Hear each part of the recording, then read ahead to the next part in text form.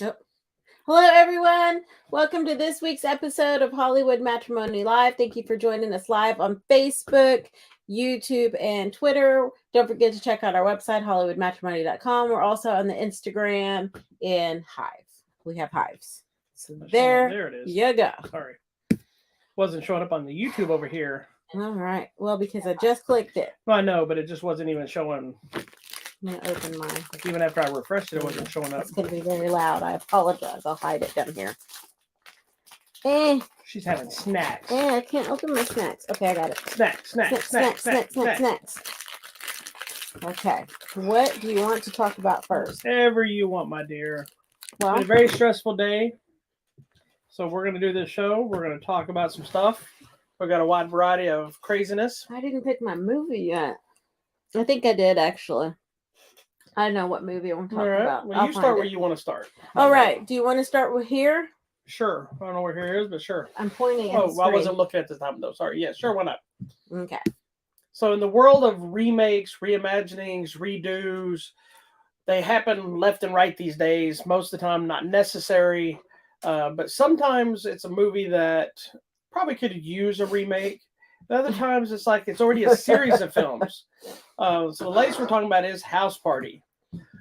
Now, my issue here, before we talk about the movie itself, it's already been like 4 or 5 entries into the genre. So I don't know why this one wasn't just labeled as another entry. Correct. As opposed to making you think that it's a remake of the original. Redo or something. So before we talk about it, it is not a remake of the original. It's a loose reimagining. It's not the same characters. It's not the same story. It's just like all the other ones where it's the only common denominator is they're going to have a house party. Correct. And there is the DJs, there's the music. Obviously, we know that's all part of the house party. And there's some homage stuff to the original films. Mm-hmm. But this is its own thing. So before you get all upset, like I was when this first came advertised, this is not a remake of House Party. It's essentially another entry into the House Party franchise. Now, not many of them were good past House Party 1 and 2. But maybe this one is. We'll see. Now, we actually sat down and rewatched the original House Party. Correct. You hadn't seen it in forever. Yeah. Or had you seen it at all? I had seen it like once, but a long time ago. Finally, the dog moved. I can actually scoot up here.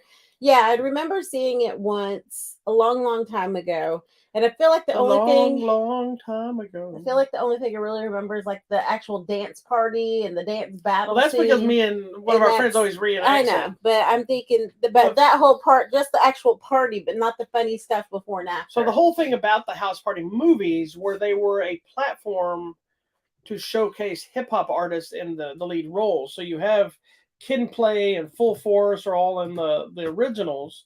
And then it shifted into some other ones with, I think, there's some kids. I don't remember who the name of it. Hold on, let me pull it up real fast. That came in, and they were kind of like, because I think House Party 3, if I remember correctly, still had Kid and Play, but they were kind of secondary to the story. Let me pull it up. Yeah, Kid and Play were still there. You still had Bernie Mac, but then you had, Immature. That's who it was. Immature kind of took over. And they were having a house party. But after the third film, Kid and Play weren't really a part of the franchise. You had House Party 4 that had who was the guys in that one? Oh, that was Marquez Houston and whatever. Mm-hmm. Anyway, so they had their own thing. So anyway, it's been one of these fractured franchises, like a lot of them, where kind of like the National Lampoon franchise, where they just make a movie and they slap National Lampoon on it. It's connected. Correct. These movies all had the same vibe of, we're making a house party. They're going to have a house party. That's the movie. And let's bring some kind of musicians, hip hop artists, whatever, into the mix. Mm-hmm. So what did you think of the original, revisiting it, now that you said you didn't remember much of it? Yeah, I liked it, and I think it's really funny. The thing that bothered me is his hair being crooked. This is so not important. Kids' hair being crooked. I don't know. I just think it's funny. I think it's pretty classic. You know, that whole thing, like, we're going to have a party, don't tell anybody. There's so many people in that movie that are no longer with us now either. I know, but there's so many John good Witherspoon people. and what did I tell you his name was that plays his dad? The Baby's Kids guy. Yeah, Baby's Kids. Oh my God. I knew we were watching it now. I'm just going to blank. Anyway. But I mean, it's a really fun movie. It still is fun. It's fun. It's ridiculous. It's silly. It's classic, like 80s, 90s comedy vibe. Yep. Now, you know Full Force, which are the big muscle guys and the goofy guy, like, kick your ass. Yeah. They're a real music group. Oh, I didn't know that. Yeah. So they're like producers and stuff now, but That's they were so a real funny. singer. They were singers, though, not rappers. Oh. So as big and muscular as they are, they were all like, you know, it's like, it's so funny. I didn't know this back then, but yeah, no, we didn't know. But Full Force was like they were the bullies of the movie, and they were very menacing because they were so big. Yes, they were. And crazy. And you don't believe any of these people are in high school. No, none you of these know, people like did. especially kid maybe. Yeah. Play right on the edge. Nobody in Full Force looks like they're in high school. No. They're all in mustaches and beards. And given there was people in my high school that had mustaches and beards, but not like that. So anyway, so the new movie so then is we get basically to the new one. Huh? Then we get to the new one. Yeah, the new one's a reimagining. So in this new one, it's two friends who are struggling. It's a different storyline where they're trying to have a house party because one guy needs to raise money for his kid to put him in school, the baby and his family, that kind of thing. And they work for a cleaning service. They happen to be cleaning LeBron James' house. Yeah. And so they decided. Yeah, because that just happens. They figure, the premise of the movie is ridiculous. You have to let it happen. So they decide to use contacts they find, the house they use, have their own house party. And what happens is it ends up being a who's who of guest lists for the party. There you go. Sorry, I'm eating my carrot. And it does go way off the rails at times in a really ridiculous but funny way. What did you think of the movie? It was okay. I think one of the things I was telling you right after we watched it, there have been like 5 house party movies, but there have been other movies similar to this where people are having a party in someone's house, you know, or a rich and famous house. They don't find out. So in that sense, obviously, it's not original. Yeah. But I think in general, it's okay. I mean, it's definitely better than I expected it to be. But it's kind of your generic by the numbers. Invite everyone, don't tell anyone. I think the new thing now with social media is obviously it gets out there, even though they're supposed to take everyone's phones away. Yeah. And then people find out, obviously, and then, you know, once they get caught, craziness ensues. I think what makes this movie work more than it doesn't is all the cameos. Is because left and right you're seeing this person pop up and this person pop up, and there's homages to the original film, and you're seeing stuff. It's like they could have named it something else and not been attached to House Party, and the film would have still worked. Yeah. It didn't need to be part of the House Party franchise. Had they said House Party 5, Slam Dunk, something stupid like that, you know, it would have worked. It would have been the same fine. Thing. Yeah, that would have actually been good. You know, and I actually went into this movie with dread. Like, this movie's going to be, oh my God, horrible. It's going to be horrible. Because I thought it was going to be a direct remake of the original. That's kind of how it was promoted. Yeah. Just happened to be in LeBron James' house. Yeah. But it's actually better than it should be. It's very generic, though. It is predictable. You know all the stuff that's going to happen. I think it loses some by the 2 stars not being hip-hop artists and not having real time to perform. Yeah. Because one thing, the original movie is kind of a musical. Is, you know, it has moments where Kid, especially, because he's kind of the lead star more than Play is, where he performs songs like in the jail and then at the parties, and it's totally like a little musical numbers here and there. So it kind of lost that element trying to be just a standalone film, but it's fine as a franchise part of it.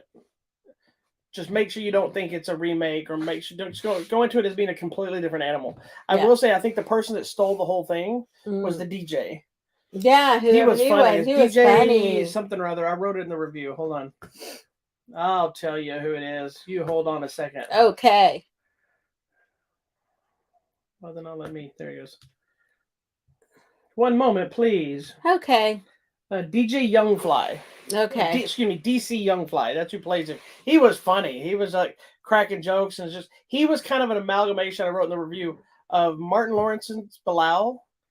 And the guy that was part of Full Force, he talked like this. He was kind of a mix of those 2 characters because he had that kind of a voice, but he acted like Bilal from the first movie. Crazy, you know, crazy. But yeah, there's enough cameos. It goes off the rails enough where it dives into some insanity that I think elevates it to make it a little more fun.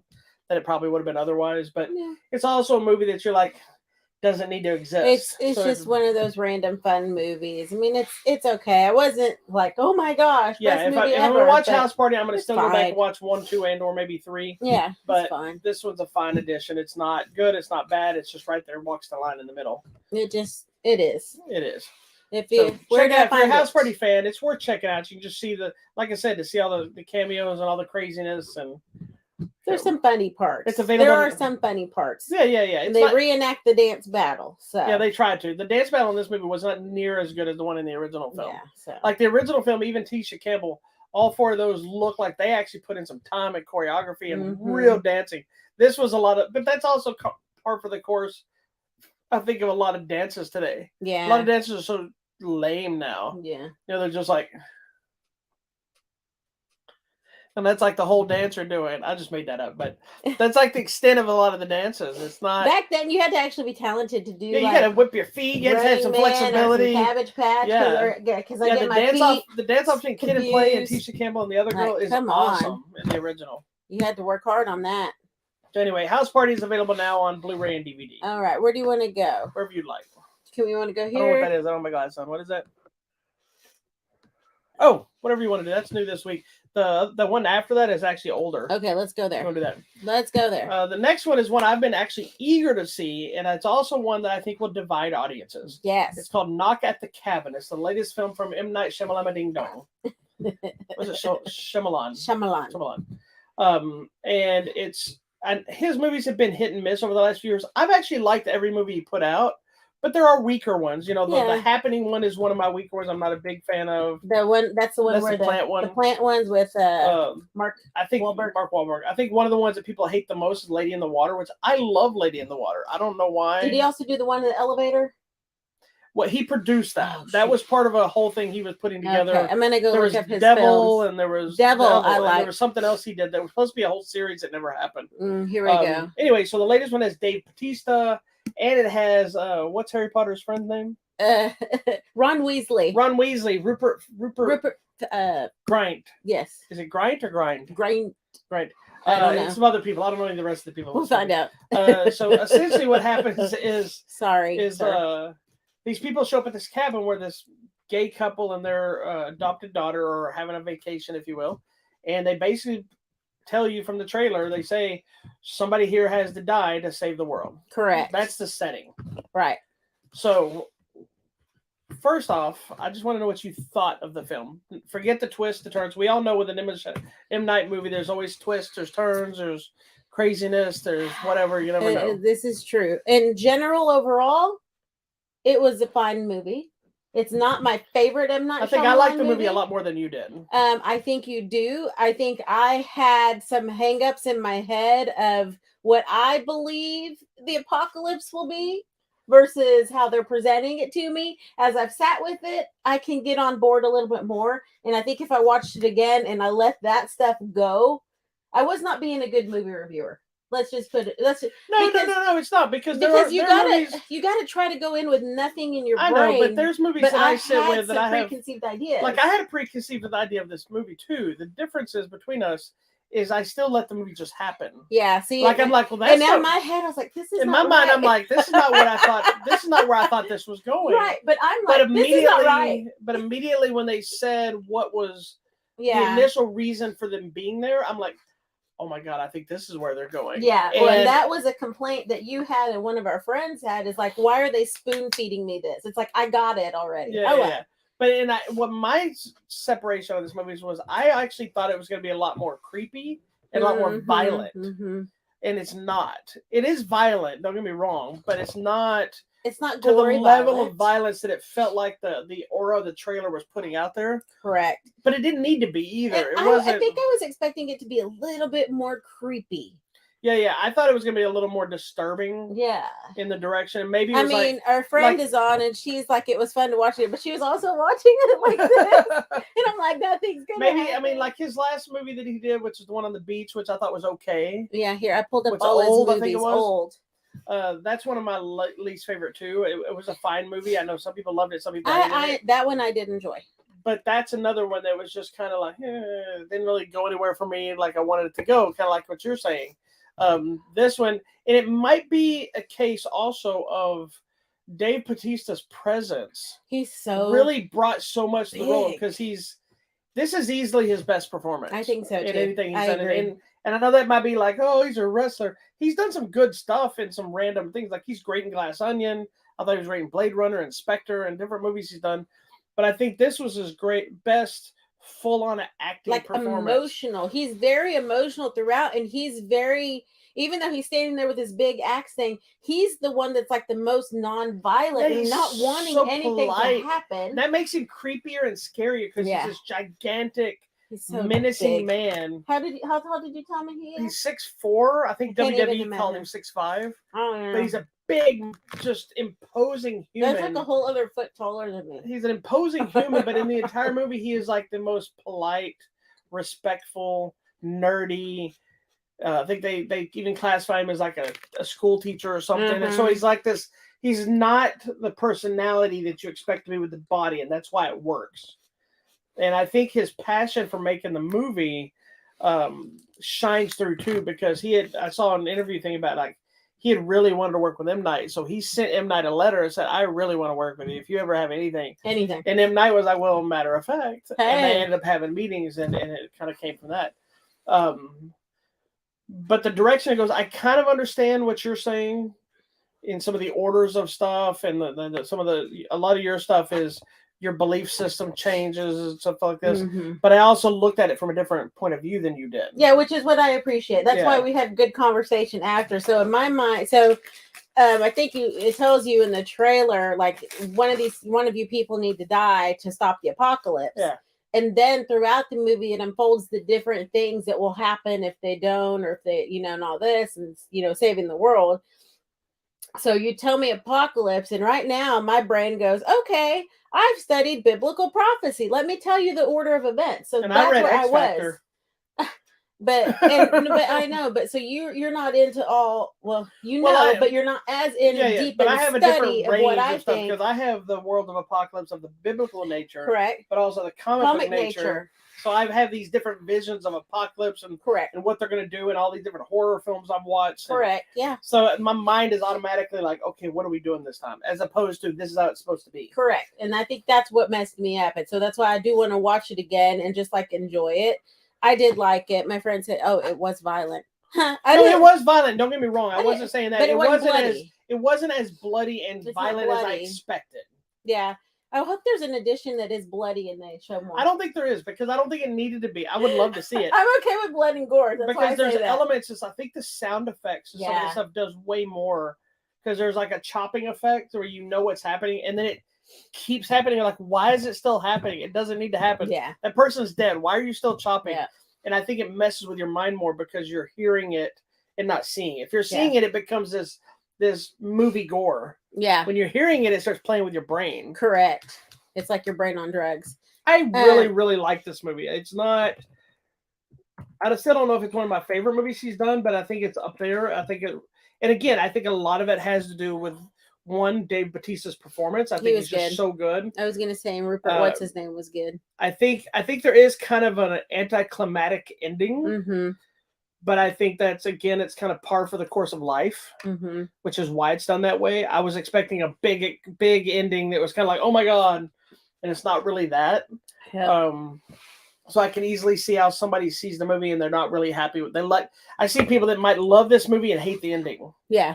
But I also like seeing Ron Weasley do something different than Harry Potter. Well, he's been on a TV show this whole I know. time. Well, and he was also in that Apple TV. Whatever, Mr. Fart Pants or whatever movie when he was a kid that I thought was funny. Rupert Grint. Yeah, he's been on this show for a while now, this other series. So, but I like seeing him doing something different like this. And all the I think everybody in the film were great, especially the four that are in the poster. They brought all this different energy and different. And I don't know who the black lady is. I don't know that I know who she is. Is she not the one from have I seen her and I don't remember? Wasn't she the one from the movie, the Jordan Peele movie? What's it, the one with the black people? The first one he did. Jordan Peele. Not Nope. The movie, or what is the first movie he did? Was with the black people and the white people and wasn't she the maid? Wasn't she the one going no? Was that her? I thought it was. What the hell's the name of that movie all of a sudden? Now I can't remember the name of I the know movie. what you're talking about. I am completely lost all of a sudden. Nikki Amuka Bird. It should be in some of the first stuff she posts.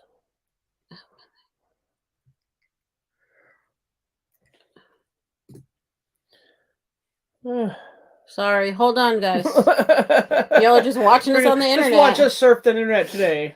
I don't know. She's been doing so much stuff. I don't remember. Episodic TV mostly. I thought that was her, but I don't. That movie's way more recent than that. I know. What the hell is the name of that movie? I'll go find it. White people tortured by white people? Is that what it's called? Yes, it is. In that crazy town. Type in Jordan Peele and you'd see it easy faster. Okay. He had Nope, and what was the other one he did? Us, Nope, and what was the other damn movie? I've gone dumb space cadet all of a sudden. Us, no. Get out. Get out. Get out. Get out. Yes. Was she in Get Out? I don't know. Thank you. Someone told us Get Out. She looked like that she was. That's who I thought she was, but I could be wrong. I don't know. Yeah, I don't. Anyway, it doesn't matter. What was her? Yeah, I don't remember her, but okay. She might not have been in it. I could have just blended. No, Georgina? No, that was not her. But anyway, it doesn't matter. Anywho. That's who I thought of when I saw her. It's probably not her. At the risk of sounding racist. No, we didn't mean to. Anyway. Confused. That's what I was saying. I don't remember seeing her in anything. But okay. We liked it. Go check it out. I really dug it, but I think it isn't a movie. It's like every other M. Night movie. It's no Sixth Sense or Signs. See, I think Sixth Sense is overrated. I loved it. I know you like Signs. I like Signs. I like this trilogy. I like The Village. Yeah, most people hate The Village. Oh, see, I like The Village. But I think The Village and Sixth Sense are both ones that once you've watched them, they lose their magic. Because once you know the twist, they're just not as good. Yeah. I don't remember how The Village goes, so I might watch it again. The Sixth Sense, I remember seeing it. I was late to the party after everybody had saw it. They were raving how amazing it was. I sat to watch it. I was like, I figured it out about halfway through the movie. I'm like, oh, that's this?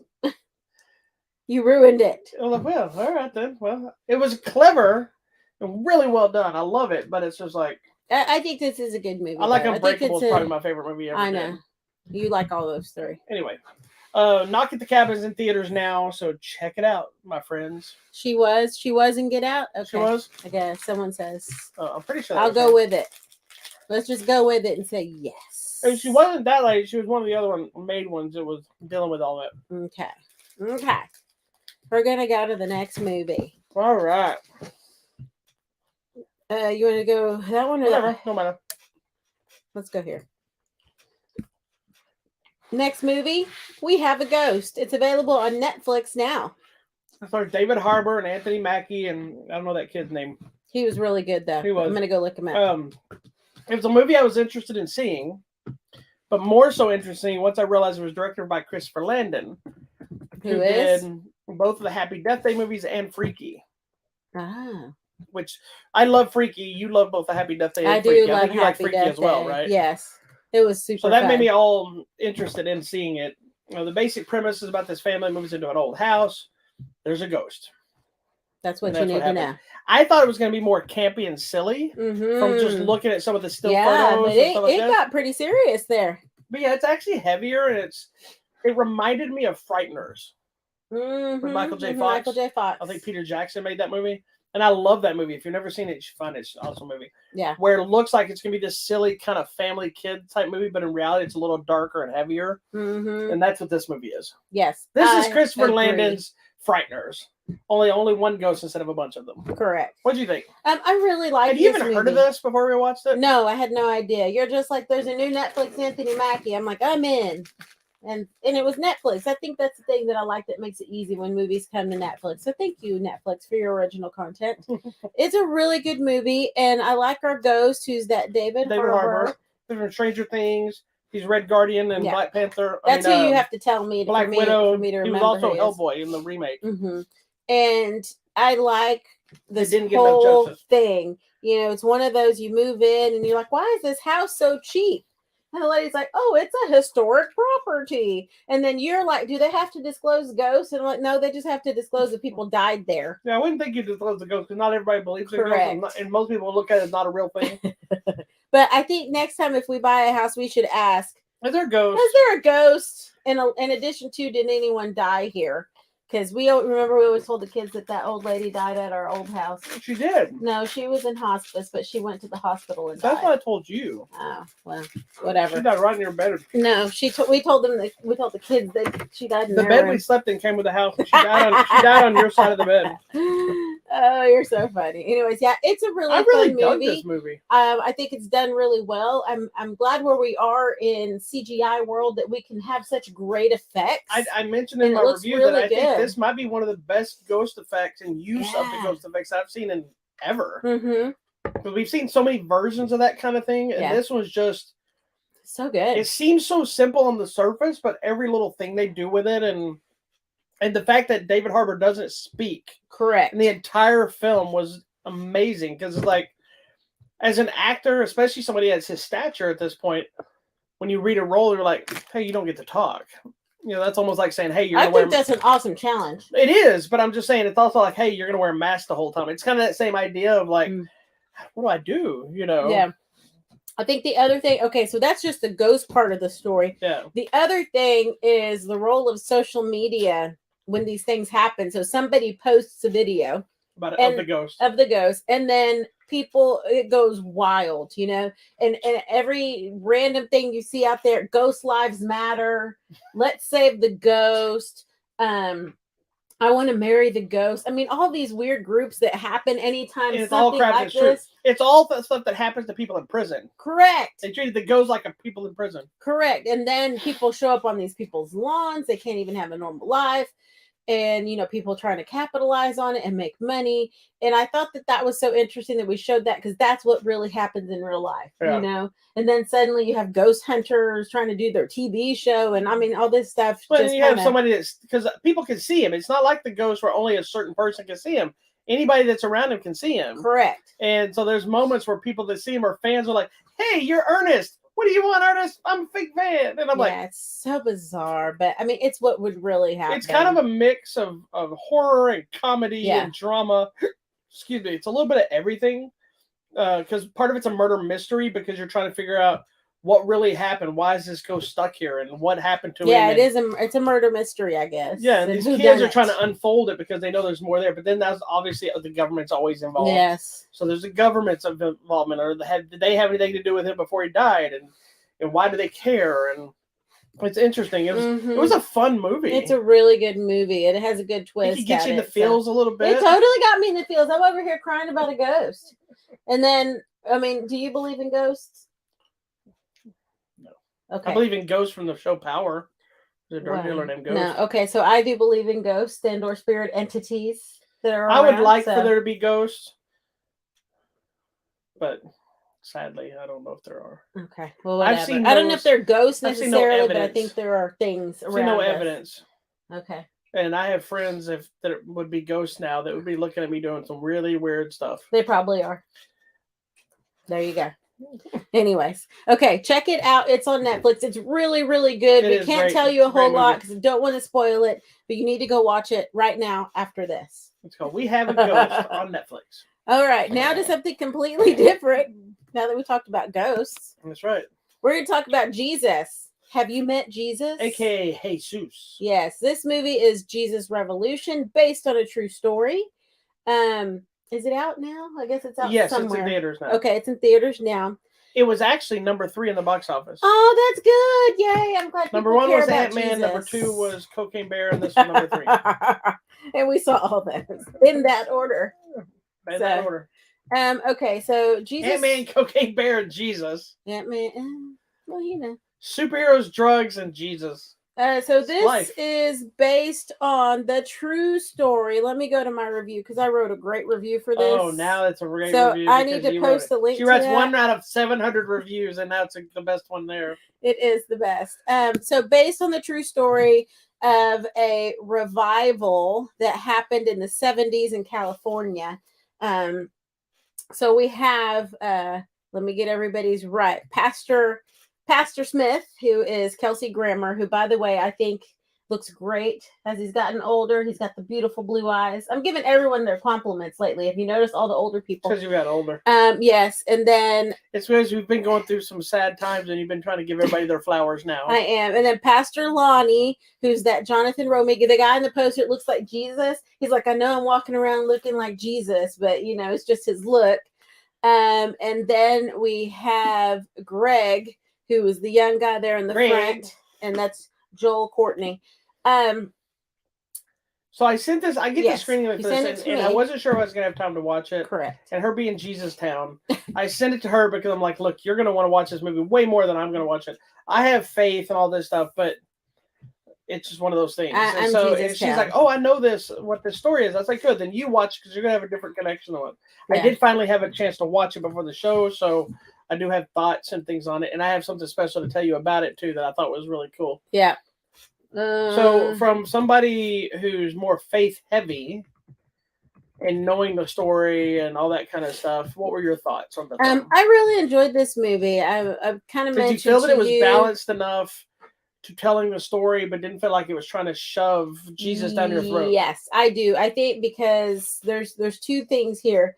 I think one is if you look at the story of the main guy, Greg, as well as the black man that's in the back there, he's a reporter. Yeah, there's like 3 or 4ur stories happening simultaneously. Yeah, so Greg is coming from running away from his alcoholic mother. The military. He's just dealing with all that, and then he falls in with a group of hippies, and they're on this like drug trip. He's trying to find himself. Something to hold on to because his whole life has been a disaster. So I think if you follow kind of his story kind of leads to Jesus. If you follow the other guy's story, the reporter, he's like, I'm just here as a silent observer. But he also was kind of like questioning, like, this is some bullshit. Yeah, because that's his job. Yeah, and so I thought, like, this is ridiculous. Nobody's gonna. I thought in a way like that every person could identify with him. Like, what is this crap? And they actually kept him in the background majority of the movie. You see him sitting in the background. You see him there all the time. But he doesn't talk more. So maybe at the beginning, a little bit in the middle, maybe big at the end. But he has a very big impact to the story. Yeah, and I like that we have him because I feel like that's kind of the every person. If you're not the Jesus people, you're him. Under kind of like, what is going on? What is this? And I mentioned to you, I totally grew up hearing this story. So my dad's a pastor. My grandfather was a pastor. I'm a licensed minister. I'm all into this, guys.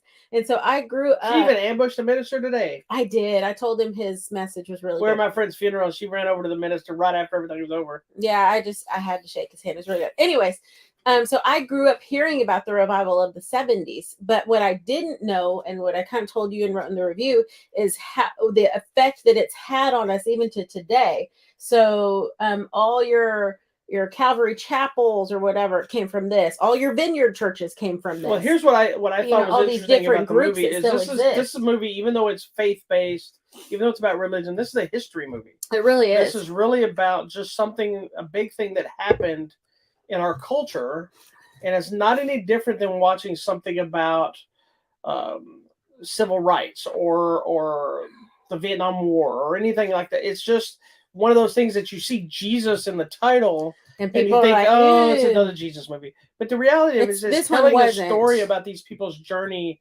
to faith or questioning their faith or opening their faith. Like Kelsey Grammer's character was a very standard, I don't remember what faith-based religion it was, but very Baptist, generic, Orthodox, preach to the white people or whoever come to your congregation in their suits and they're proper and behave. Yeah. You have the other guy that looks like Jesus. Who's the hippie. Who's the hippie, and he's preaching the same thing, but because they're hippies and all the people think are drugs, they're two different things. But his message is way deeper than the generic message of just read out of the Bible and tell the stories. And I think that's part of what I liked is that, we see the idea come to life that supposedly church is supposed to be for everyone. Everyone should be welcome. And as we know nowadays, it is clearly not. And you see that in the movie. People start leaving Pastor Kelsey Grammer's church because all these hippies are here. And then they're like, oh, they're dirty and they don't wear shoes and all that. And that was one of my favorite scenes in the movie. They told them, we don't like them in the church because we're not wearing shoes and their feet are dirty or whatever. And then the next Sunday they show up, he's washing everybody's Oh feet my before gosh, they go I into started church. crying. So it had a double meaning of, Jesus washing people's feet, but he's washing these people's feet so they can be welcome into the church.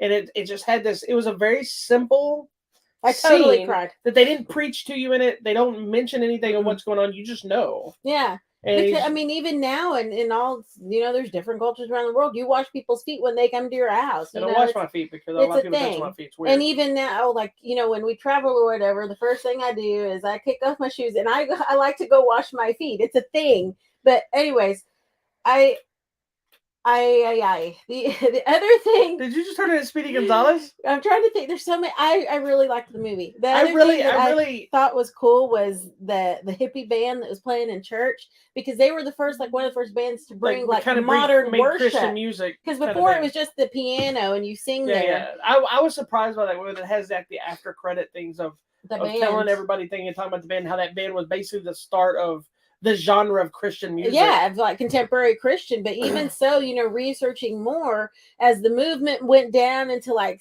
Mexico and Latin America and all that, it influenced the style of music. So like the music we sing now, that we still sing at church, like this morning, is influenced by this. It's amazing to me, guys. Sunday? It's Sunday. Jesus. So I really enjoyed the movie. Like you said, it's not about Jesus. It's about people finding some meaning Jesus in their own lives. Religion. Yeah, and that reporter guy got me at the end because I was like, oh, that's what it was. Because the whole time he never tells anybody. You never know the magazine until the magazine's delivered. Oh like he goes, it's for a magazine, but he still doesn't tell him. He just leaves. He's like, I'm just a reporter. And you get the magazine, you're like, yeah, it was cool. I thought of everybody here. Everybody was really good in the movie. I enjoyed the movie. As somebody who's not a big fan of faith-based movies, only because most of them are trying to shove faith down your throat. Great. I'm all for stories like this. I thought this was a really well done movie. I thought it was interesting. Like I said, I saw it as a piece of world history of just something that happened at this time and seeing these people discover and open-minded. And I think that's what helps is it's not a story of this is the law of the Lord and the Bible and this. It was a story about people listening. Yeah. And learning from each other, but also seeing faults of people. Like there's an element where two of the main people they get into it, work together, but then they split. They get into it. But then you see in the after thing that they came back together off camera. You don't see that part, and I'm like, that just shows the truth. It was never that somebody was really, because there's an element where one of the characters is starting to be looked at as like they just wanted about them, and they were just really relishing in the limelight of being the figurehead of what was going on, and you realize that really wasn't the case. Mm-mm. It was just lost on how things were playing out. Yeah. I think Kelsey Grammer was amazing in the movie. And what I was going to tell you earlier is I just watched a quick little snippet interview with him on Kelly and Ryan, I think it was. Yeah. Literally, they introduce him, and as they ask him about the movie, he starts to cry as he starts to talk about it. And he's like, I truly believe this is the best film I've ever made. I would agree. And he's like, I love playing this character and the journey. And he goes, and I've had so many people come up to me as I've made it who've told me like, well, the guy you played baptized me, or he married me, or the guy passed away already. Yeah, but Pastor Smith. He said all these people were telling him how great he did, but what this guy did and their direct connection. And he's like literally crying on TV about making this film, and just he's like, I really love this movie. I think so, because to me there were moments in the film where he was moved and crying, and I feel like he really was, because his relationship with Pastor Lonnie was just like really emotional when you find out that you can be two completely different people, like the pastor and the hippie pastor. Like you said, they are exactly in the same place. Well, what I find amazing in his performance is the first time he sits down to listen to him speak at the table. Yeah. And you listen to normal hippie speak, is like, man, brother, the love and the Jesus lights, man. But he's watching it, and the expression on his face, it changes from gruff Kelsey Grammer to somebody who's seeing the light, and he's saying, holy crap, this guy's message is real. And this guy is not just a pot smoking hippie freak. Yeah. And he's the message that I've been trying to convey, and I can't do it alone. Correct. And I think that's so cool. I mean, because when I was in college, I met this really cool couple, and they were like super tattooed and had like the piercing and stuff, but they were preachers. and they would go to Deep Ellum every weekend. That was their ministry, was to preach on the streets to all these drunk people, which that's got to be hard anyway. But that was their ministry, and they're like, yeah, because we look like them. Maybe they'll listen to us, you know. So I totally get it. You know me, I've always been open to all styles of ministers or religions or whatever. I believe because I think at the core we're all the same. In ministry, in politics, in anything you do, martial arts, anything you want to learn from somebody, you want to learn from somebody that you look like you can relate to. And it may not be tattoos, it may be an earring, it may be long hair, it may be the shirt they wear. You know, if they're wearing a Batman shirt, you're like, okay, this guy's not as big of a stick in the mud. He likes Batman. I like Batman. And you feel some stupid connection that will make you listen more than somebody just in your face trying to force you to listen. And that, I think that's what happens a lot in religion. And I love that this movie did not do, is it's never trying to force you to know Jesus or know God. It's telling you this story. There's a moment where two of the characters meet in the rain and the guy's just talking to him. He's not preaching to him. He's not trying to come to our church. He's like, you know, bro, you're going through something. I'm going to sit here with you until we can figure it out. Yeah. You know, and that's what religion. That made me cry too. And Jesus, that's what God and religion, no matter what the religion is, it's supposed to be about. It's supposed to be being there for other people. It's supposed to be loving one another. It's supposed to be there to help each other. And it's gotten lost in the system now because of all the hate and the violence and the segregation and the separation. And I think this movie does a really wonderful job of walking that line of being a great story, great performances, interesting history with faith wrapped around it, without being a Dove-approved film. Correct. You know? That's the other thing that it just says, you know, you're going to get, like, that's one of my issues with some of those films is like, you start watching some of those popular, They Call Me Giants and all those movies. That may be good movies, but there's always a moment in those movies where there's a sermon. Yeah. You know, this movie has a bunch of sermons, but I never felt preached to. Correct. I felt like I was watching this. I felt like I was watching this person preach to his congregation to try to make them listen. I didn't feel like he was trying to tell me to listen. Correct. And then you can take what you want as you watch it. Yeah, and I don't think this could have been a Dove movie with all the heavy drug use. And well, I like that too, that they didn't veer away from that. Correct. They kept those elements. And I think when you see the Pastor Lonnie hippie guy, he's like, I understand where they're coming. They're trying to find something, and this is the way they're trying to do it. He goes, and it's wrong, but you got to meet people where they're at. Yeah. And I think, you know, Kelsey Grammer's character represents the people who you're not meeting them where they're at. They're coming to you because you're at the same level. You know, Pastor Lonnie's going to find the people. The church people are just coming to church, and that's that's a big issue. I mean, you've discussed numerous times why I'm not a big fan of organized religion, because 90% of people that go to churches are just going because it's their habit. They do every Sunday. Most of them believe in God and they have faith, but it's the routine. Yeah. They go to church. They're there for the minister. They're there to show off their new cars, their new outfits, their new hats. They want to, as long as you're the same.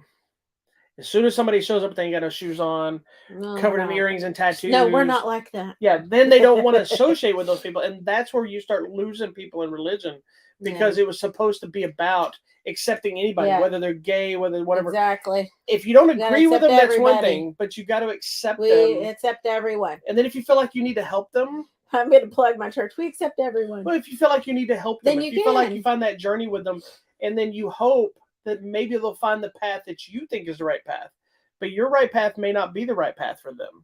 You know, I mean, we have very different paths in our lives that are running simultaneously, but we have different things that we go like this. There's other things we go like this. No, I agree. And I think especially in religion, especially in church too, I think you have to find the church that you're comfortable at. And it may not be, you know, the same place I am.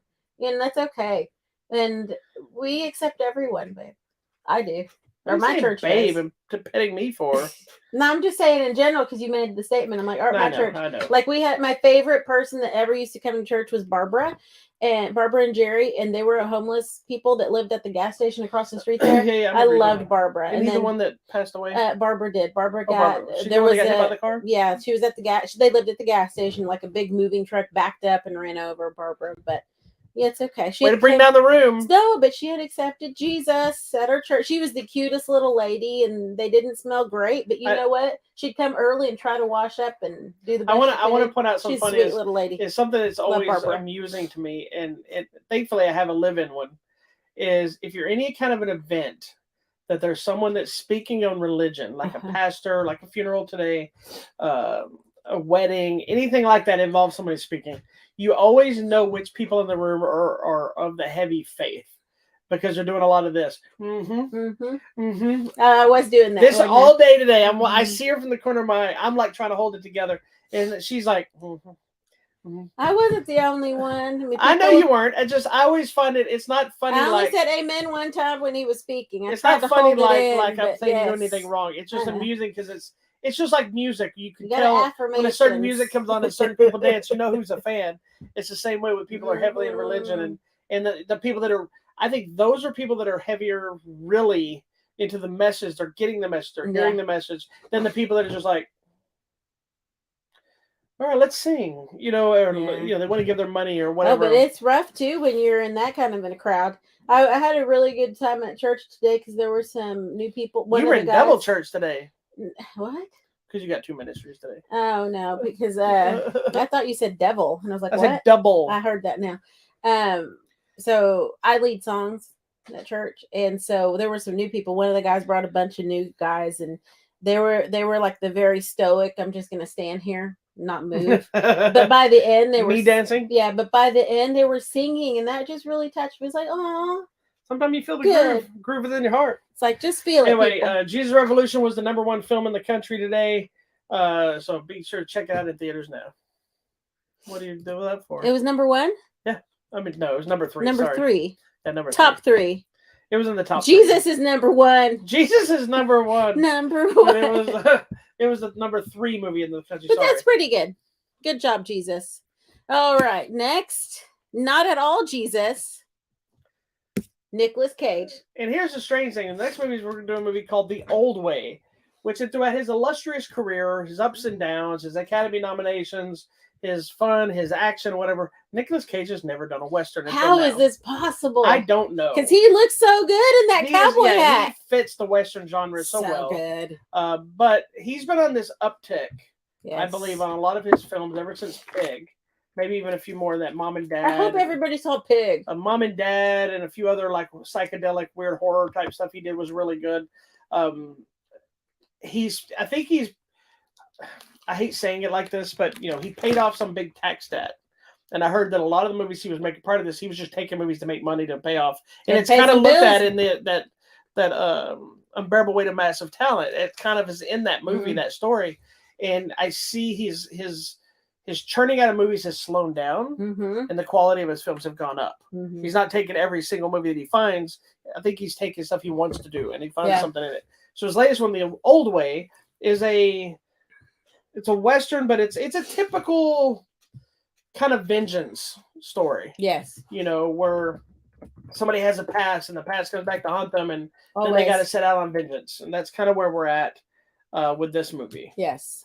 You were not a big Nicolas Cage fan. You like him I in some am things. now. I'm starting to become. You liked Unbearable Weight of Massive Talent. I did. Did you like Mom and Dad? Which one's that one? That's the one where he and there was another I forgot who it was that played the parents, but it was like a purge type thing, but the kids. Yes. It was a great movie. And I even though that movie was so weird, that weird movie where it was like half desert but Asian. Gang lord, and he had to go pay something part off. Asian. Yeah. The Wasteland. Yeah, the Wastelands movie. Wally World was awesome. Wally World was great. I mean, he's all these things recently I'm really into. Sweet. And I'm looking forward to his next one too. Face Off, that's old school. I like Face Off. They're supposedly going to do a sequel. Ghostlands. Really? To what? To Face Off. It's going to change face again? Well, so we don't really know what they're doing, but supposedly the guy that made The Guest, yes, with Dan Stevens, yes, and also made Kong vs. Godzilla. Yeah, believe he's supposedly doing a sequel to Face Off, not a remake, a sequel. And they're trying to get John Travolta and Nicolas Cage back. Oh my gosh! Now I don't know if they're going to be like secondary characters to new characters or what they're doing. but both of them said they would do it. So I don't know where we're at in production. Face Off is awesome. Let's do it. That becomes one of my favorite memes when they share like pictures of Nicolas Cage through the years. Yeah. It's like all of his decades, and there's one where it's just Nicolas Cage, and then back to John Travolta pictures. Oh my gosh. So anyway, So the Old Way is a ridiculous. Western. What did you think? What is your feelings on just the Western genre in general? Are you not a big Western fan? I'm okay. I think there was a point there where I was burnt out because we watched every From single when you were a kid? John Wayne movie and every single Clint Eastwood movie, which were fine, but I got tired of that dang mule for Sister Sarah. I feel like I've seen that thing 10 times. That's because that's got a religious base to it. So that's probably why my dad watched it all the time. But I was more of a Good, the Bad, and the Ugly. So I think by the time, I'm over all of those. So by the time Outlaw we Josie met, Wales, I was over all westerns. I'm okay now to revisit the genre. Have you ever seen bit. Silverado with Kevin Costner and Kevin Kline? I don't think so. Oh my God, I'm gonna have to show you. Silverado. I know the Jeff one. Goldblum. I know the Gambler. No, Jeff Goldblum, Danny Glover. Oh my God. I'm gonna have to find Silverado. You gotta watch because it's kind of like an action comedy. Thing of Western. It's so good. Anyway, sorry. But yeah, no, I like Westerns fine. I just not a whole lot of them because it's too much. Now what was your favorite like Western TV show? I was not a big Western TV show. Now when I was a kid, I did watch them all the time. I watched The Rifleman. I was all about the Lone Ranger, but that's because it was kind of superhero. I like Lone Ranger as well. My dad watched all that stuff. Did you watch Smokey Gun? No, I did not watch Gunsmoke. Despite us we have the entire series of the movies, the TV show, and all the movies and box sets. I did watch Smokey Gun, as my grandma. My dad watched all this stuff. Big Valley. I think I watched more Bonanza than Big Valley. The Ponderosa. Which one that's had Little John? That's Bonanza. Okay, that's one I probably watched more than any of them. But again, I didn't watch that out of choice. That was my dad watching it. We watched them. If I watched them by choice, it was The Rifleman and Lone Ranger. I loved Rifleman too. And and that's also because I used to play the Rifleman when I was a child too. Because I had a toy gun that was like that, but it didn't have as big of a thing. But my hand was small, so I could do this and I could spin the whole rifle. Oh, that's But I never understood when I was a kid that he was spinning the rifle and cocking it at the same time. He was. I just thought it was like somebody spinning a gun and putting your holster. Oh, no. So I'd be walking like this, spin my rifle. My dad's like, "Why are you spinning that rifle? Just shoot it." I'm like, I'm the Rifleman. I would yell, "Rifleman," and I would swing it. And my dad's like, "You're just stupid." And I always had 6 guns when I was a kid. Your dad is so harsh. He was. Me and my dad would have shootouts in the living room. We'd have holsters, and I was like spinning them around and put them in the holster. So I'm trying to pull it out instead of shooting and then spinning. I'm trying to spin them out in a fancy move, and my dad's already shot me 14 times. And most of the time from his recliner. He wouldn't even get up for the shootout. After a while, my dad stopped getting up for the shootouts, and he would just sit in the recliner, leaning back with his feet up.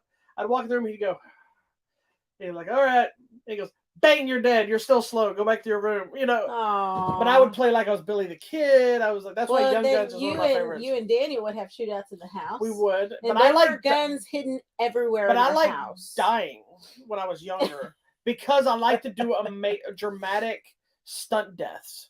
So I like jumping over couches, or I like somebody to shoot me, and so I could like flip or spin more so than I like shooting people. Horrible thing. Like I would be changing the boys' sheets, and I pull the sheets out, and there's guns. This is my son. Yeah, our child. I change the sheets, and there are guns between the bed and the wall. I'm like, guns. Why are there guns here? There were guns in between the couch cushion and the living room, and I'm just like, I put them in the freezer. I put them everywhere. We were playing guns. Me, my son and daughter had full-on shootouts around the house. Everywhere. I remember I had a vacuum cleaner box. It was this big, long box, and I packed it with toy guns. And by the time I moved out of my house, I think it ended up in my parents' attic. And my mom freaked out when she found it because she knew about the box, but they were cleaning out the attic. I'm never been so pissed off because they sold and got rid of all those toy guns. Wow. I had a bazooka and a rocket launcher and a double barrel shotgun and Derringers and Berettas. Anyway, I remember she telling me that she saw this box. She opens it and it's an arsenal. And she's freaking out like, what is going on in our house? Now she's like, is it my son? Is it my husband? Did somebody leave these behind? She didn't realize they were all fake. They're all fake because I went. First of all, when I was a kid, they didn't have the orange tips on everything. I know that. When they started adding the orange tips, I started painting them all black, so they didn't have the orange tips any longer. Anyway, the old way. Dangerous. Don't do that now. You might get shot. Yeah. Now they don't sell them that way. Now most of the guns they sell are like bright orange or green. You can still paint them. They're trash. You can paint them silver. Anyway, the old way. All right. So this is a Western starring Nicolas Cage, which you said. So basically, yeah, something happens and they're coming after him. I did.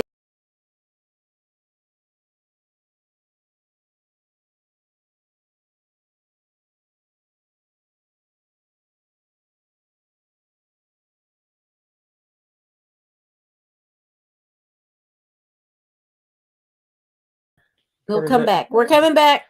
Sorry, it blinked out for a second. We're back. We're talking back. about Sorry Nicolas about that. Cage. It's because it didn't want you to know that the movie is a little bit bloody. Yes, right. Anyway, we're back. Sorry. Okay. What else do you need to know? This movie I thought is Nicolas great. Cage, he speaks very little in the film. He's a very stoic character. We get a little bit of backstory of why he's kind of the way he is, and it makes more sense to why he has very little emotion. Yeah. But he's really Which good I in the liked. movie. He fits in this story, and he's got Nicolas Cage throughout his career has had this thing about his hair. Where he's had so many wacky hairstyles that have gone through films. And this one, as you see in the picture, he just looks normal. But the movie starts with a crazed mustache. So he's got the old school, hanging mustache, not a handlebar, but it's kind of like fluffy hanging down, and to give him the younger look. But I really dug this movie. It's a stereotypical. You've seen this kind of story a billion times in westerns, where he's vengeance, but in this case, he's like serious business vengeance. He doesn't give two craps about anybody, and everyone is going to die. Everybody. I think the interesting point about this is he has a young daughter that he brings with him on this thing to go hunt down some people, and she starts learning to kill. But it's interesting the emotional thing that's happening on a separate storyline, and there are people like that, and I was like, okay, this is starting to make more sense. Yeah. And that is so awesome. And I loved this little girl. Sometimes kids in movies can be annoying. She was really good. Yeah, whoever this little girl is, let me tell you. I don't know. She was good. I really enjoyed her being in it. Her I name actually is enjoyed this movie. Ryan Kira Armstrong. She was really good, and she was cute, and man. I love Nicolas Cage, and I watch every Nicolas Cage movie that comes out. I recognize that there's a lot of them that have been trash over the years, but this is another one. This isn't one of the strongest ones he's done in relation to his last few films. But I liked the movie. I enjoyed it. I like seeing him in a western. Yes, I'm glad he was doing it. It felt like it had a bigger budget than it probably did because it was well handled. One of my problems with westerns that you have to be careful with is when they try to, more so nowadays than they used to. Used to, it was pretty straightforward. It's a western. This is how it's going to look. Nowadays, they try to give the lead a cool vibe, or that Gun in Rio Bravo we talked about, or Gunfight at Rio Bravo. Like, the guy I didn't feel like he was in that movie. I felt like he was in a different movie with everybody else. This one, everybody felt cohesive. Yes. It felt like this guy was pissed off. It felt like he was going to kill everybody, and we watched them die. Yeah.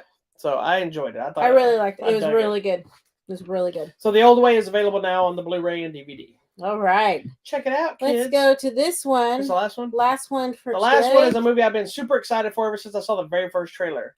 CocaineBear. Based on a true story. So the real story is a plane crashed, a bear found cocaine, ate cocaine, died. That's the story. So for anybody that wonders what the true story is, now you know. And now the bear is actually stuffed and labeled as CocaineBear in a Kentucky mall. And we got to go to Kentucky. We've been to Kentucky. How did we not know about CocaineBear? Didn't we just drive through it? No, we stopped in Kentucky. Didn't we? I don't remember. Anyway, we'll make another trip. Just Louisville. We'll go there just to see the CocaineBear. We're gonna go. It'll probably be very disappointing too. So anyway, so in this story, the bear eats cocaine. He goes on a rampage. Correct. So we've taken the real story and made it kind of a horror comedy with a great cast. Surprisingly, Elizabeth Banks directing. Yeah, this is Elizabeth Banks' movie. Which Pitch Perfect 2, I think, was her first directorial film. So she obviously can handle comedy. Yeah, because they have laughs in that movie. But it was interesting to see her take on this film and the cast. And I knew the movie was going to be ridiculous. I knew it was going to be off the wall because of what it is. I didn't expect to love it as much as I did. It was so fun. It is in my top 10 for this year so far. It is. It deserves it. It's a lot of fun, guys. I mean, just the idea of a bear eating cocaine and going crazy is funny. But then you have a really good cast. And these kids were really good. There's some kids in there. Yeah. They were really good. What's his name? Jesse Tyler Ferguson.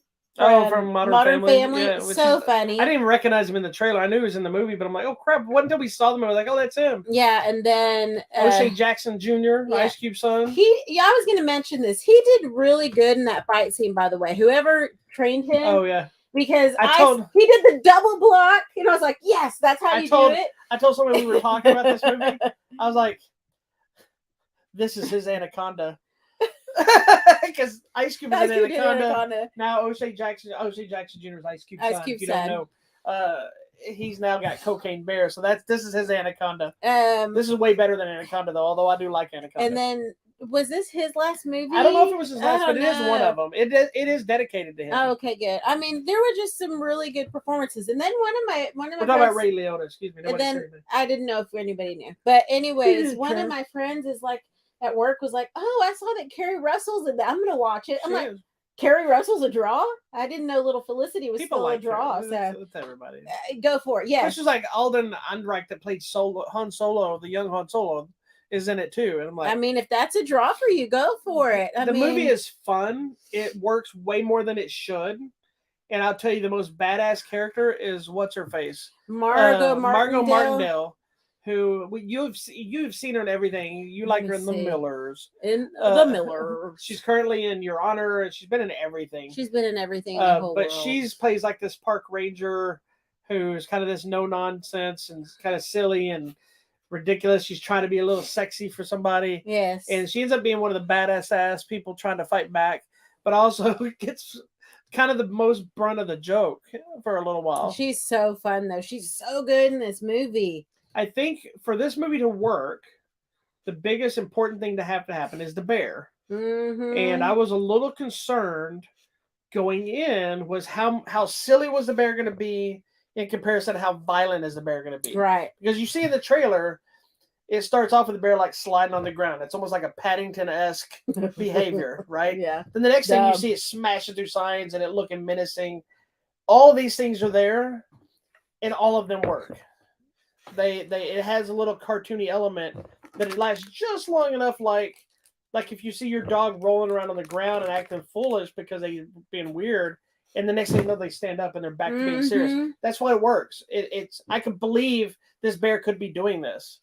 Yeah, and it is scary at times the way that bear acts. Yeah, and I mean the CGI of this was good because there's that one scene where he's like drooling and there's blood and guts. But then there's another part where he's just like scratching on his back. Find him cute and adorable, and the next thing he's covered in blood.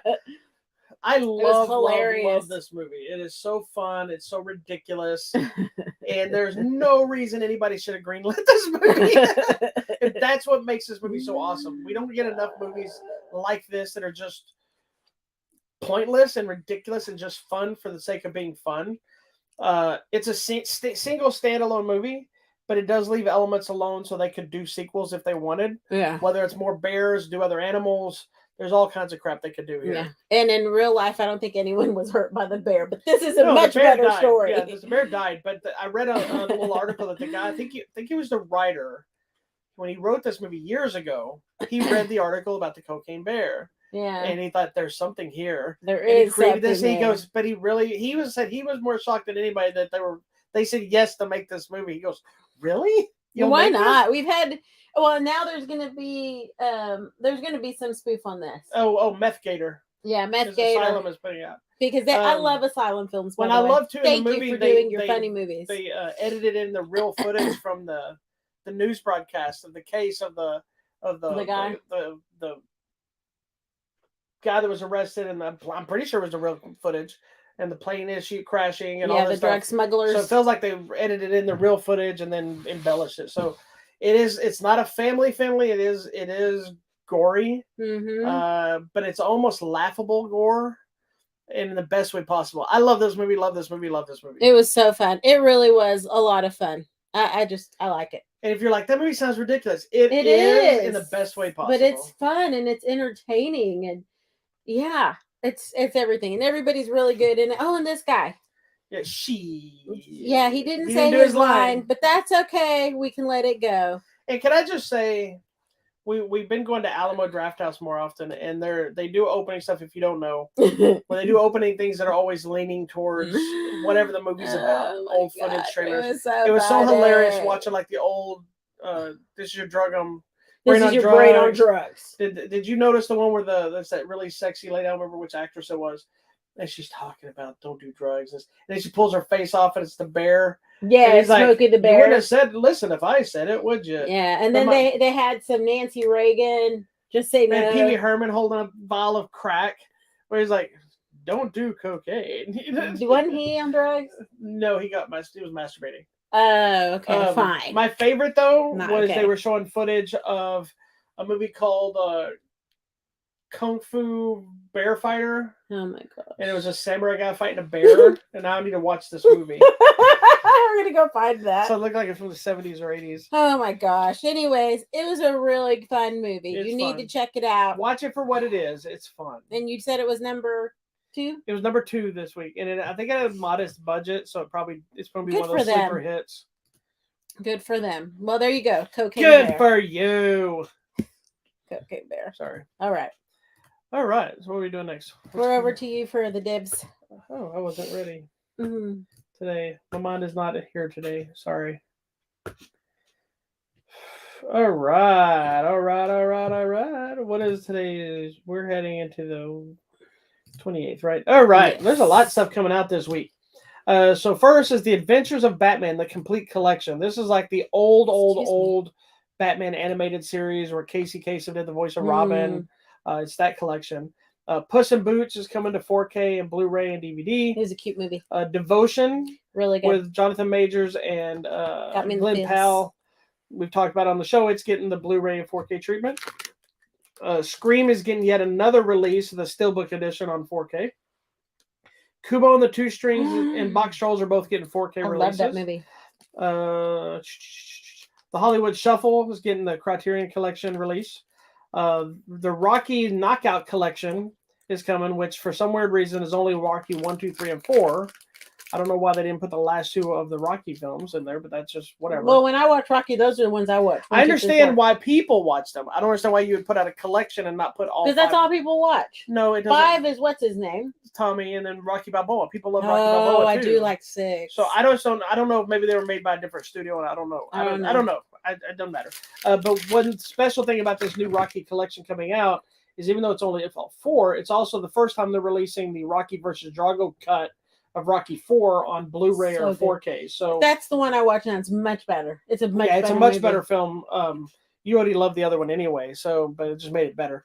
But yeah, this is the only way that they haven't released it other than digital until now. So this collection is. You got to watch it. Get ready for Creed, friends. And then also Training Day is getting the 4K treatment. Oh wow! Which is one of my all-time favorite. Yeah, it is. All right, so let's talk about what's coming out at the theater or on the line. Coming out on Tuesday on Video Demand and Digital, it's a movie called The Adventures of Jurassic Pet 2: The Lost Secret. Looks like a little animated film. So, Video Demand and Digital, The Man in the Basement. This looks interesting. It's a couple that rents out or sells their basement to a history teacher, but then they find out he's an anti-Semitic conspiracy theorist, and they're trying to get him out of their house. Oh, that's nice. Video Demand and Digital, a movie called Wolf Garden, the blood-curdling story of a man who disappears after haunting and mysterious visions of a woman and a creature in the woods. I don't know what's happening. The woman he loves being haunted. I don't know. The creature's trying to get her. Who knows? Video Demand and Digital, a movie called Last Chance Charlene. It's the story of Charlene, who's an actress and a writer, is trying to get together after losing her brother. Then, friends, we head into March. Can you believe it? Yeah, I can't believe it's only March. I know. So March 1st on Wednesday, I want to see this. It's a documentary called American Bolshevik, and it's about the wolves in New England and how people have been trying to slaughter them and eradicate that species, but how the malignant coyote was used or useless against the. I don't know. It's about the predatory species. I'm watching you try to explain it. Century of abuse attempts to don't just read it. I want to hear you explain it. Dangerous predator. They've been trying to control the population, but it's not working. So we're talking about the wolves. They look cute in the picture, but in real life, so okay, coming out Friday in theaters. I'm looking forward to that one. Operation Fortune Ruse de Guerre, and it stars Jason Statham and Josh Hartnett, and I don't know what's happening, This but is it's the about new Guy Ritchie movie. Oh, yes, you told me about this. Okay, so this is the one where they're trying to deal with some weapons technology and trying to stop the world from going into chaos. It's one that was promoted back in 2020 and then disappeared, and it just suddenly got dropped now. But he's like a special agent, something like MI6 agent trying to stop this whole war thing happening down. Okay, coming to theaters, Creed 3. You need to watch Creed 1 and 2. Do you, though? Yes, you do. I would suggest watching Rocky 4, the new version, and Creed 1 and 2, because that's what I did prior to seeing said movie. We will be Rocky talking 4 about has it. nothing to do with Creed 3. Yes, it is. Not It's Creed about 3. It's Apollo. Not Creed 3. But it leads you into the Creed story. I know it So you does. got to watch Rocky 4. I know, fool. Creed 1 and 2, and you'll be ready for Creed 3. I have some very big opinions on this one. Oh, that's limited. Shoot. That's all right. We're going to talk about the new Children of the Corn movie, Malachi. The new Children of the Corn. This movie scared me so much as a child. I'm assuming it's like a retelling. I think it's a remake. Again, there's been so many remakes. I don't know if it's going to be more aligned to the book because they're saying it's very, I don't know. We'll see. A documentary coming out to Disney Plus, Finding Michael. It says one of the highest search recovery missions in history. So we'll see. The show on Michael Jackson? Yeah, I guess so. Video, demand, and digital. This looks kind of creepy. It's called The Head Mistress. And this lady inherits this property that used to be like a boarding school. And they go there and supernatural forces are at play. Coming to Netflix, Love at First Kiss. This looks like one of those silly romantic movies. It's a man that when he kisses women, he has the power to see who they're going to end up with. And that's why all of his relationships fail, because none of these women are destined to end up with him. We'll see how that goes. And I think that's kind of it for next week. All right. There you go. Jason Statham and Creed. That's what you need to know. And children. And children of the corn. Children eating corn. Malachi. All right. Sorry. All right. What do you got for giveaways? That is a good question. So we got a plethora of things. We have copies of the new 4K Training Day to give away. Again, one of my favorite movies of all time. I love this movie. I revisited it. It's just always good. I love it. Anton Fuqua, David Ayer, Denzel, Ethan Hawke, Dr. Dre, Snoop Dogg. Where can you go wrong? Exactly. I think Macy Gray's in there too. But anyway, it doesn't matter. We also have a few copies left of the Grand Master of Kung Fu, which was actually a decent martial arts flick. Next up, we have the 4K copies of the original Texas Chainsaw Massacre, the Texas Chainsaw Massacre, which I love that movie too. And so good. They released a new Steelbook edition on 4K as well. This is not the Steelbook; this is the standard edition, and I love that box art. I'm torn when they send me copies. They sent me the Steelbook, and they sent me some of these like this. And like the Steelbook one is the classic poster, which I really love. But I'm looking at that, so if you look really close to his eye, you can see eyeball. Leatherface. Anyway, we also have some copies of HouseParty to give away. So if you want to try it out, get a copy of HouseParty by going to our website at HollywoodMatrimony.com. Check it out. And lastly, we actually have copies of Project Wolf Hunting, one of the bloodiest movies we've seen this year so far. And we're only in March, or heading into March, but this is one of the bloodiest ones we've seen so far. And we have copies of the original Cloverfield Steelbook edition on 4K. And one of these, the Grandmaster Kung Fu, will probably drop off this week. And it'll be replaced with this little film here that I didn't have time to post before the show. It's called The Legend of Gato Takaka. Gato Takaka. See? Yeah. Gato Takaka. I have to go. It's an Indonesian martial arts superhero flick. Okay. Oh, I'm in. So it's in the Indonesian scene. It looks like, I don't know if this guy looks like the guy from the Raid. So I'm hoping that's who it is. It says A Hero Awakens. So this might be the first one of the group. It says, after witnessing the shocking murder of his best friend by a masked assassin with terrifying superpowers, Yuda, not Yoda, stumbles upon a secret prophecy long concealed by powerful people. And that always the way. After unlocking dormant abilities of his own, Yuda discovers that he, an ordinary college kid with no belief in the old legends, may very well be the key to winning the upcoming battle against an ancient evil. Dun dun dun!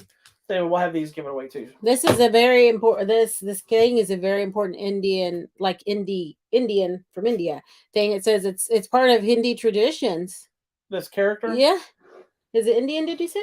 No, Indonesian. Oh well, this is saying it's part of Hindi tradition, a later tradition, Indonesia. What did you look up? Gato Gakai? It says Indonesia. Yeah, I just looked it up. The legend. Well, cool. So I guess it's like a big, like there's It's a Superman thing. Yeah, it's a thing over there. Oh, right. I'm interested to see it. We'll be talking about it when it's time for it to I'm come excited out. because look at that. He's like, we'll be giving copies of it away. I'm excited for it.